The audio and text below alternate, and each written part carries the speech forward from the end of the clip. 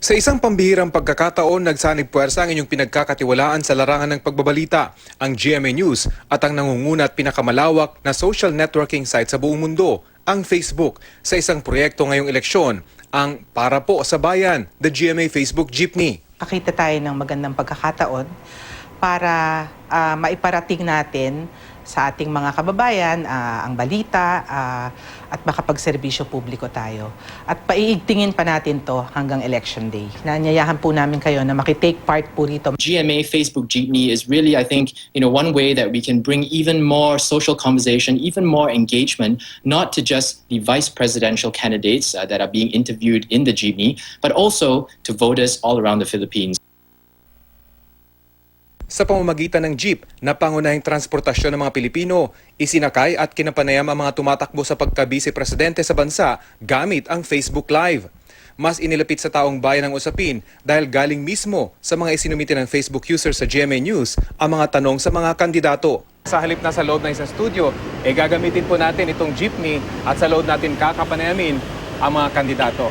Unang sumakay sa GMA Facebook Jeepney noong Sabado si Congresswoman Leni Robredo. Naswerte ako na ako yung unang gumamit ng GMA Jeep. Sunod namang naging pasahero si Senator Alan Peter Cayetano. Something people can relate to kasi ang Pilipino pag sumasakay ng jeep araw-araw may kakwentuhan talaga. Nakapanayam din si Senator Chis Escudero noong Linggo. Pagkasaysayang ito, kakaiba at unique. Sa kauna-una magkakaroon, hindi ginagawa. At nitong Lunes naman sumalang si Senator Antonio Trillanes IV. Generally, yung iba talaga interesado kung ano may aambag mo sa pag-unlad ng ating bayan. At si Senator Gringo Onasan. Sa tingin ko, yung mga tanong kasi ang nag-udyo ng mga sagot na galing sa puso. Bagamat inimbitahan lahat ng kandidato sa pagka-vice-presidente, hindi pa nagpapaunlak si Senator Bongbong Marcos. Mula Sabado, nasa 1,066,442 Facebook users ang nakapanood ng Para Po sa Bayan, the GMA Facebook Jeepney gamit ang Facebook Live.